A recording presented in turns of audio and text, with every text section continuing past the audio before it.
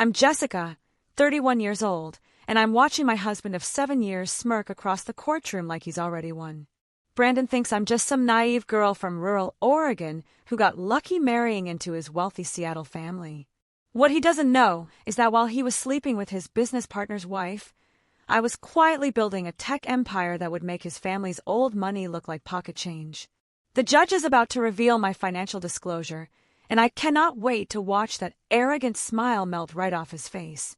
Before I tell you how my soon-to-be ex-husband's world completely collapsed in that courtroom, welcome to Reddit Family Secret. Let me know where you're watching from, and smash that subscribe button if you've ever been underestimated by someone who thought they were better than you. I grew up in Bend, Oregon, daughter of a single mom who worked 2 jobs to put me through community college. I transferred to the University of Washington to study computer science and data analytics, scraping by on scholarships and part-time work at a software company's help desk. My dreams were bigger than my circumstances, but I never let that stop me. I met Brandon at a tech networking event in downtown Seattle. I was there trying to make connections, wearing a thrift store blazer and carrying a worn laptop bag. He was there representing his family's commercial real estate firm, looking like he'd stepped out of a Brooks Brothers catalog. He approached me at the coffee station.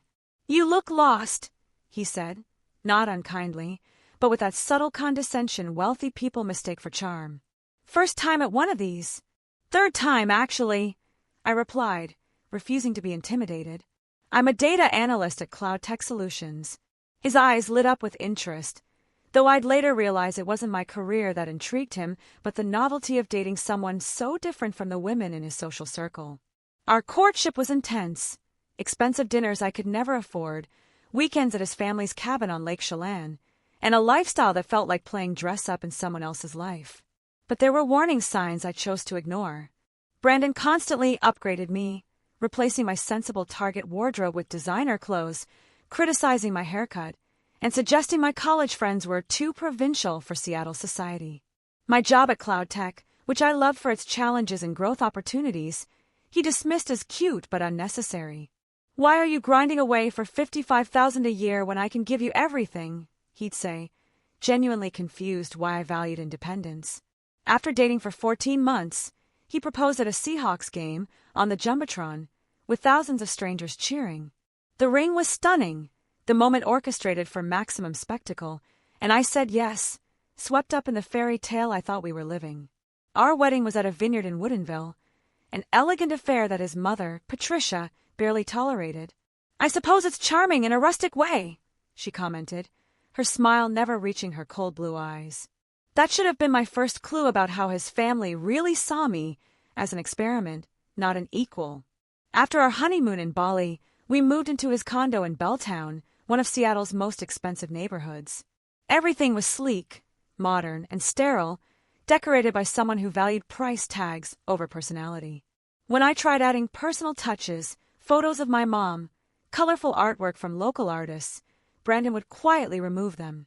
"We're going for sophisticated minimalism," he'd explain, as if my identity didn't fit the aesthetic. The real problem started within our first year. Brandon controlled every aspect of our finances despite my background in data analytics. He questioned my purchases, a $15 book, $30 for coffee with friends, while spending thousands on golf memberships and luxury watches without discussion. "Do you really need another coding course?" he'd ask, examining our credit card statement. "That's money we could invest."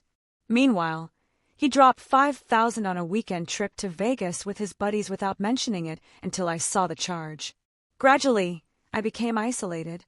Visits to my mom in Bend became rare because Brandon always had an excuse: work events, client dinners, or simply that rural Oregon is depressing. My college friends stopped calling after Brandon made it clear they weren't sophisticated enough for his world. "Your friend Melissa asked if we had a Keurig," he scoffed after hosting them once. "Like we'd use pod coffee." "It's embarrassing, Jessica." My career became a constant battleground. When I was promoted to senior data analyst, Brandon's response was dismissive. "Is the extra $8,000 a year worth the stress? We're planning to start a family soon." This was news to me. Whenever I mentioned children, he'd say we weren't financially ready, which made no sense given his family's wealth and his 6-figure salary. Around our 3rd anniversary, something shifted in me. I discovered a passion for predictive analytics and machine learning while working on a project at CloudTech. I had ideas for applications that could revolutionize how small businesses manage inventory and cash flow. When I excitedly shared my vision with Brandon, his response crushed me. "Jess, be realistic. Starting a tech company requires serious capital and connections you don't have. Most startups fail spectacularly. Why embarrass yourself?" That night, I opened a separate bank account at a credit union across town.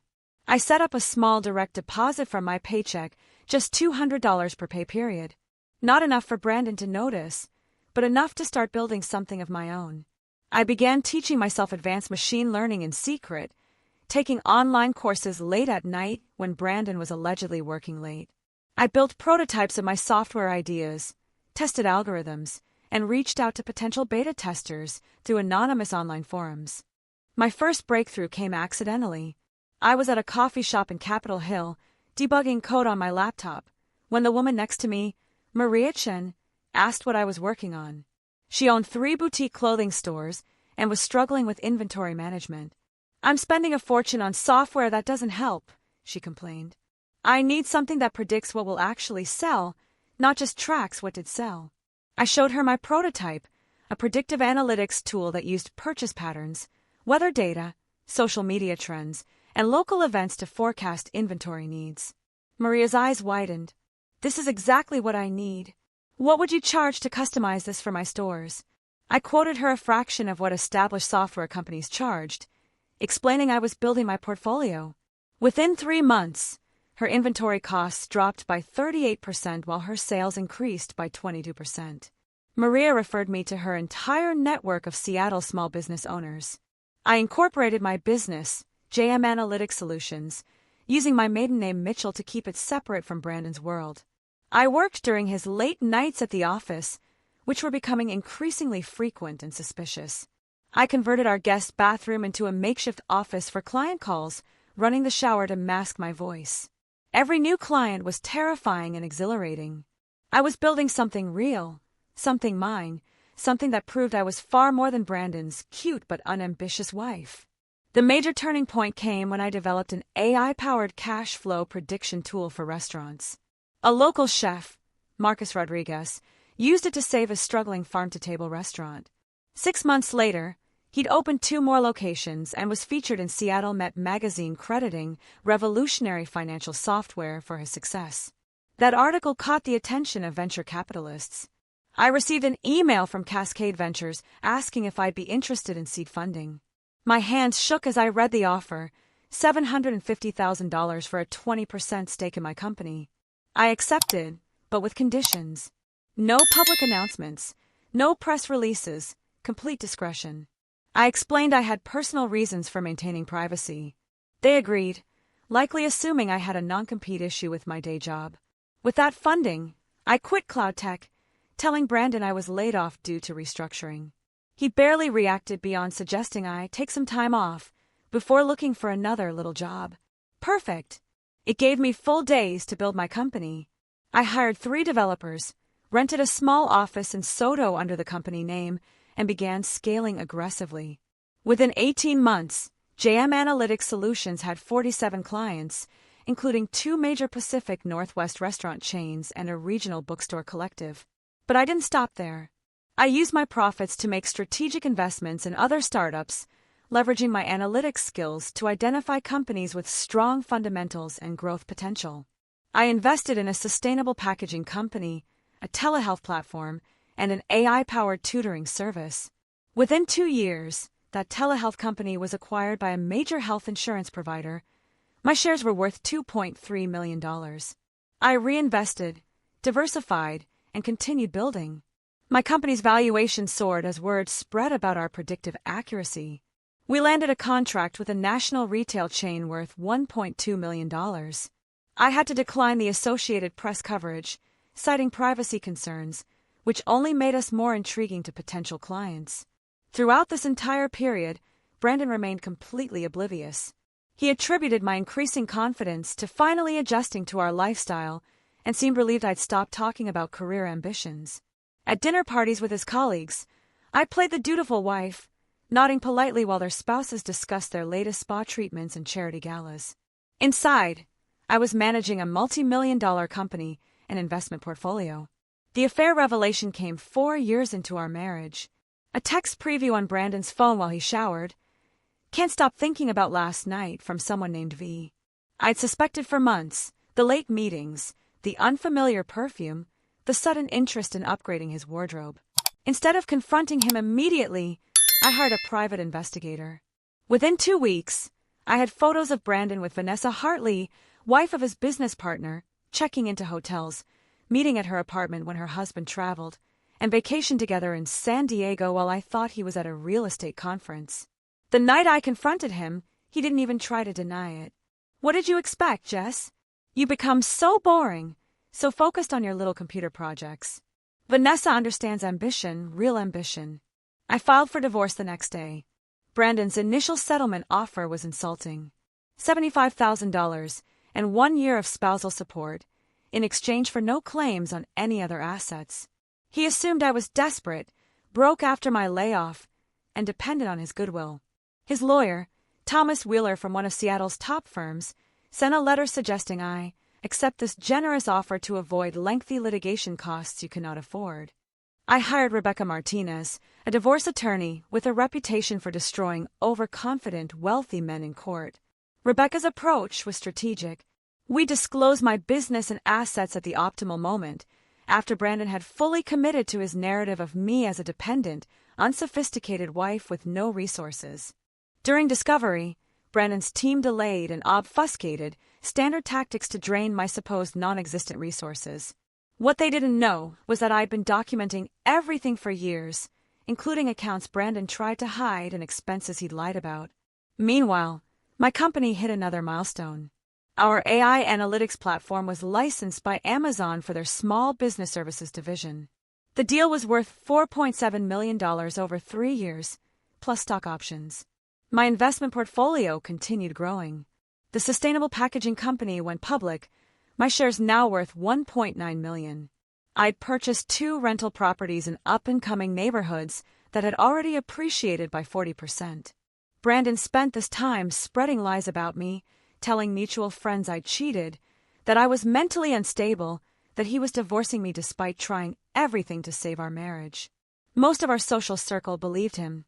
His family name carried weight in Seattle, and people rarely questioned the narrative of the wealthy and connected. I lost friends, invitations, my entire social network, but I didn't lose myself. The courthouse morning arrived gray and drizzling, typical Seattle weather. I wore a charcoal suit, simple but professional, with pearl earrings my mom had given me for graduation. Brandon arrived in an expensive Italian suit, laughing with Thomas, confident this was merely a formality before his victory.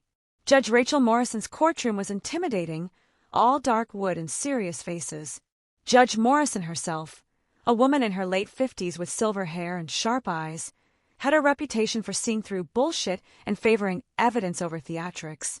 Brandon testified first, painting himself as the devoted husband who'd supported his wife's modest career only to be repaid with unreasonable demands. I've offered Mrs. Taylor a generous settlement that would give her a comfortable fresh start while she rebuilds her career after the unfortunate layoff, he said, his voice dripping with false sympathy. Thomas presented their case, emphasizing Brandon's family wealth as separate property and minimizing any contributions I'd made to our marital assets. Throughout their presentation, I remained calm, my expression neutral. When Brandon signed the initial divorce decree, separating our marital status, he literally laughed, capping his fountain pen with a flourish. As he passed my table, he leaned in and whispered, "Enjoy moving back in with your mom and Ben." Rebecca's presentation began methodically. She exposed Brandon's financial deceptions, hidden accounts, lavish spending on Vanessa, patterns of financial control and emotional manipulation. She presented text messages where he'd called my career adorable and a cute hobby. Judge Morrison's expression grew stern as the evidence mounted. Then came our moment.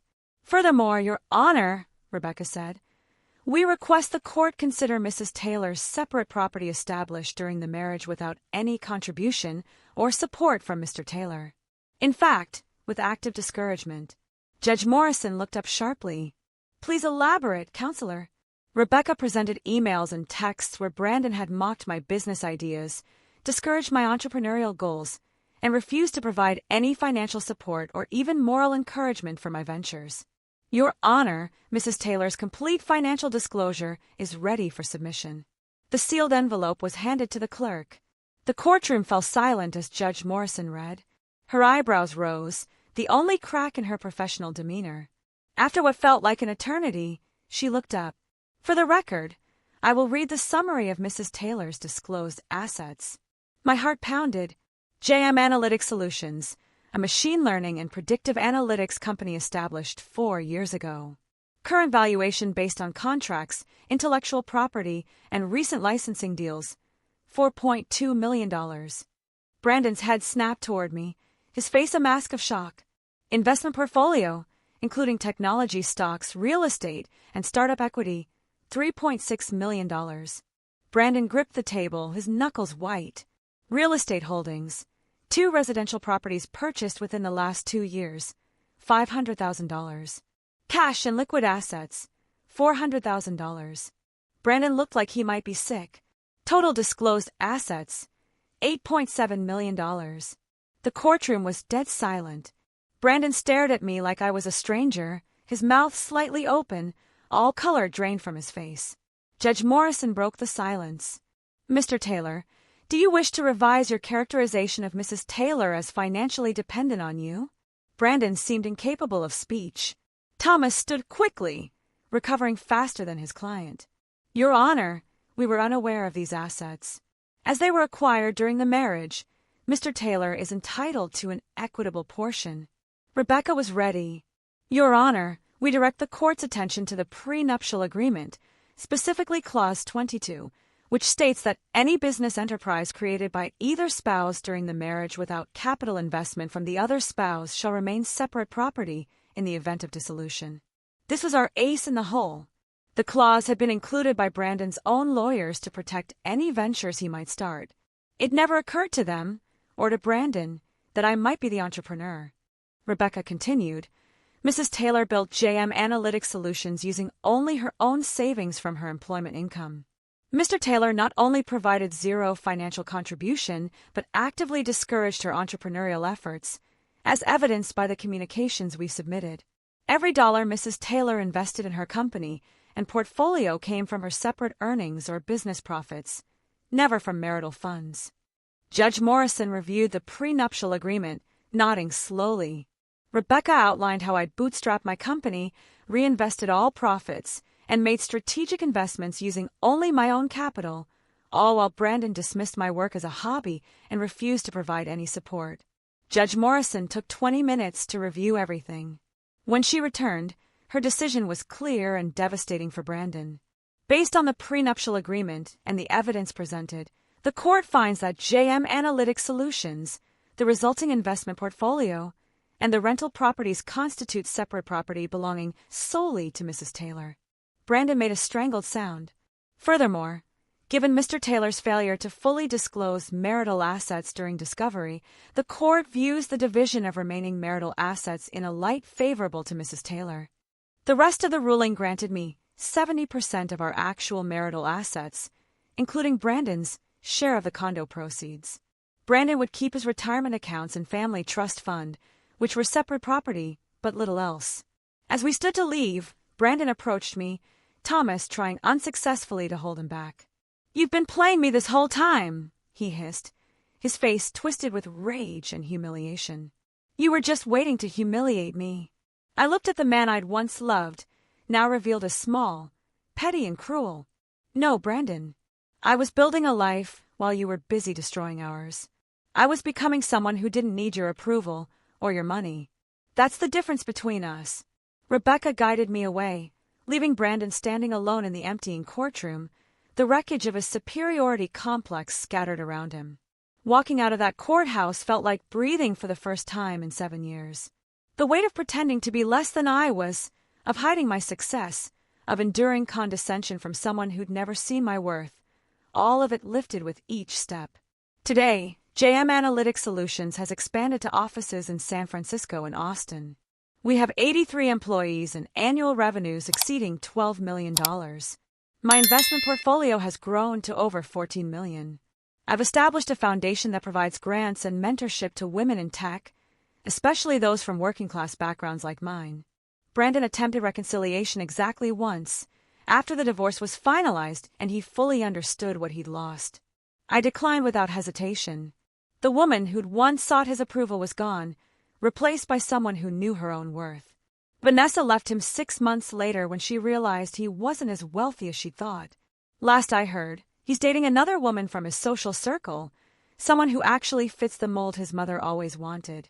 If you're watching this, and someone is making you feel small, making you doubt your worth, or treating your dreams as insignificant, remember that their inability to see your value says everything about them and nothing about you. Have you ever been underestimated by someone who thought they were better than you? Share your story in the comments below. And if this resonated with you, smash that subscribe button and hit the notification bell so you never miss a story from Reddit Family Secrets. Thank you for listening to my journey. Remember, sometimes the people who underestimate you give you the greatest gift, the motivation to prove them spectacularly wrong.